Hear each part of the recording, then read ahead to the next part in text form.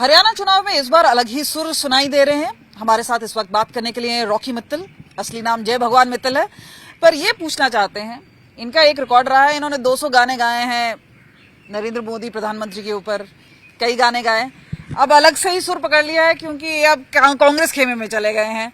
अब आप भूपेंद्र हुड्डा हैं, रणदीप सुरजेवाला हैं, राहुल गांधी हैं, तो ये गेम कैसे हुआ? देखो, मैं आपके आज तक के माध्यम से एक बात बताना चाहता हूँ। सबसे पहले मेरी जिंदगी का इंटरव्यू भी आज तक भी हुआ था तालकटोरा स्टेडियम में। बालकृष्ण जी होते थे, आजकल मेरे ख्याल लखनऊ में है, उन्होंने किया था। जब देश को मोदी जी की जरूरत थी, मैंने मोदी जी के लिए काम किया। जब यूपी में योगी जी की जरूरत थी, योगी जी के लिए काम किया।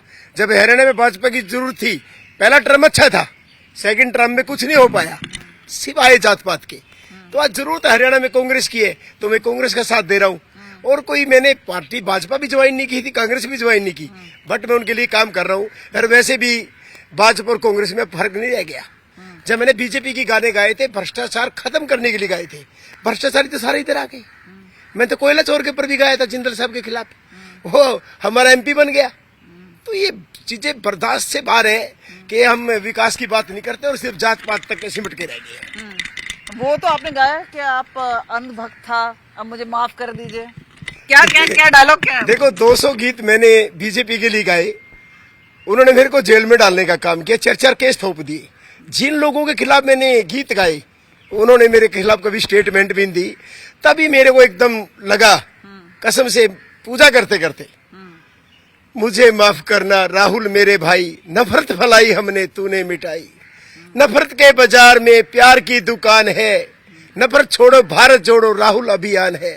अंधा था अंधभक्ति में ठोकर मैंने खाई, मुझे माफ करना राहुल मेरे भाई। तो माफी हो गई है? देखो, माफ करना उसका काम है। मैंने माफी का एक गाना बनाया है। मुझे नहीं लगता कि दुनिया में आज तक कोई माफी का ऐसा गीत गाया होगा। पहला गीत है जो माफी के लिए गाया है। माफ करना ना करना राहुल गांधी जी का काम है। मैंने अपनी माफी की अर्जी लगा दी। हम भगवान के जाके अर्जी लगाते हैं ना, भगवान सजा तो देगा। ये आप बताइए, ये मूल तौर पे आप एक आर्टिस्ट के तौर पे जुड़े हैं, समर्थक हैं, ज्वाइन कर रहे हैं, आपका क्या रोल है? आप टिकट देख रहे हैं? मैंने कांग्रेस ज्वाइन नहीं की, मैंने समर्थन दिया है कि अब की बार मैं कांग्रेस को समर्थन दूंगा पूरे हरियाणा में, और वो भी गुटबाजी से उठकर।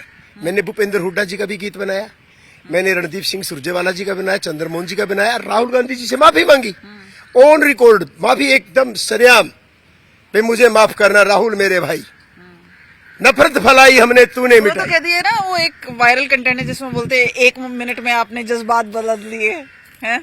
तो ये तो पूरा उलटफेर हो गया। जब सारे नेता ही बदल गए, आज कोई फर्क ही नहीं है। आप यकीन करो, जब सुबह उठता हूँ ना, पहले तो किसी को नेता को कॉल करते हैं ना, पहले चैनल देखता हूँ मैं, भाई फलाना नेता रात को पार्टी तो नहीं बदल गया, आज ये नेता कौन सी पार्टी में, उसी हिसाब से बात करेंगे।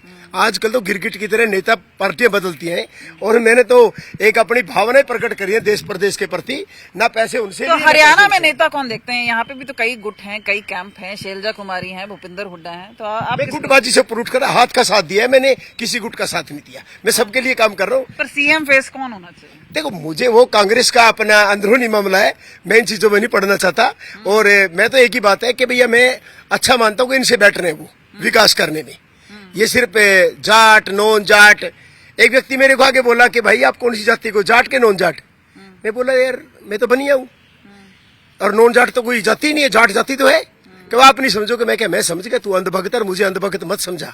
14 साल की अंधभक्ति के बाद बड़ी मुश्किल से अंधभक्ति छोड़ी है, और मैं अंधभक्त नहीं बनना चाहता। और हरियाणा में जात पात से काम नहीं चलेगा, विकास से बात चलेगी, विकास से काम होगा। तो क्यों कोई अनबन थी क्या मनोहर लाल खट्टर साहब के साथ, या फिर सैनी साहब? मनोहर लाल खट्टर साहब को तो एक ही बात की चिढ़ थी कि मैं अपने आगे मोदी भक्त क्यों लिखता हूँ। वो चाहते थे कि मैं मनोहर भक्त लिखूं। बड़े बड़े अधिकारियों से कलाते थे, या तो मनोहर भक्त लिखना शुरू कर दो, नहीं छुट्टी कर देंगे।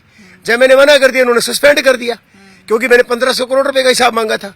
क्योंकि जो पब्लिसिटी में खर्च हुआ है वो 500 करोड़ में भी काम हो सकता है। 1000 करोड़ रुपए के 1000 स्कूल मॉडर्न बन सकते थे दिल्ली की तरह, लेकिन वो बच्चों के प्रति उनकी प्यार तो है नहीं। उनको तो सिर्फ वो करना है, ठाके पुराना एक केस खोला जो 4 बार कैंसिल हो गया, ठाके मेरे को जेल में डाल दिया। उसके बाद केस पे केस करते रहे, मेरे को 3-4 बार हमला करवाया, एक बार कैथल के पास तोड़ का हमला करवाया, मेरा इन्होंने इनकाउंटर करने की कोशिश करी। जब मैं जेल में चला गया तो रात को एक डीएसपी दारू पी के आया, कुलवंत बिश्नोई नाम का, उसने तो रिवॉल्वर तान दी थी, वो तो दूसरे अधिकारियों ने आके बचा लिया मेरे को।